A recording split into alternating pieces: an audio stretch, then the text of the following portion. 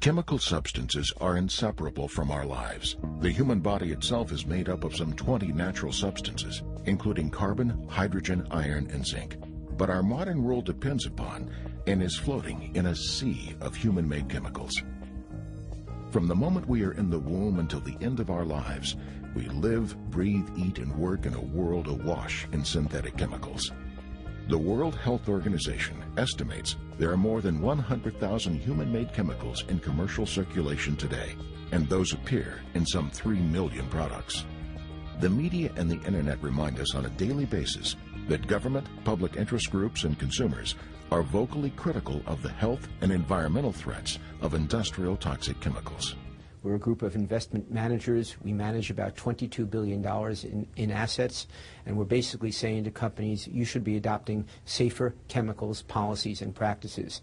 And this is part of a larger wave worldwide of investors going to companies saying, you need to adopt better social and environmental policies because they'll be good for business. Today, regulators in the courts routinely impose hefty fines for companies they feel have improperly handled or disposed of toxic chemicals. And government regulations on the corporate use of hazardous chemicals only promise to increase in the U.S., as they are now doing worldwide. Well, I've been covering occupational safety and health issues for about 30 years. And during that period, we've seen a lot of concern about chemical hazards in the workplace. I think the sum total of these is that many companies are looking at this. They're looking at the regulatory burden and the economic burden of having toxic chemicals.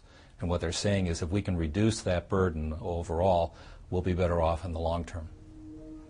While toxic reduction-driven programs are growing internationally, a large number of companies have no program. Worse, despite the best intentions of those organizations' EHS and corporate purchasing professionals, their companies often do not have a truly accurate picture of the chemical hazards they store, use, and dispose of in their operations. After 15 years of providing consulting to the Fortune 500 companies in this country, I can tell you that in forming chemical management solutions, we find that chemicals are entering the workplace in largely uncontrolled manner, particularly with regard to toxicity and price. Central purchasing are doing a good job with the processed chemicals, the hundreds of thousands or thousands of gallons that cost millions of dollars, but they really have no good idea on the smaller day-to-day chemicals. Companies should focus on the lower cost, lower toxic alternatives and stop buying the high-end, high-cost products.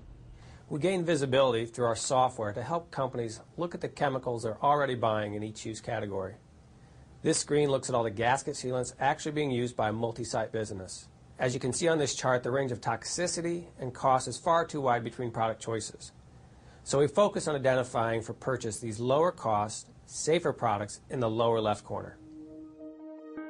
The business case for reducing the numbers of toxic chemicals in industry is clear.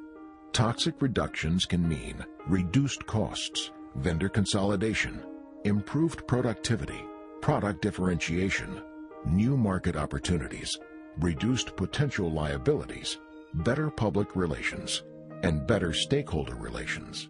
Delta Airlines, when they institute a program with a third-party provider, they were able to reduce their costs by 30%. But what's interesting is they also reduced their insurance premiums because they had less material on their site, less toxic material hanging around, and that's what helped them. Through supply chain greening, industry also saves millions of dollars in the insurance, storage, special handling, and disposal of toxic chemicals. Toxic chemical reductions isn't a wave of the future for industry. It's happening now and gaining momentum every day.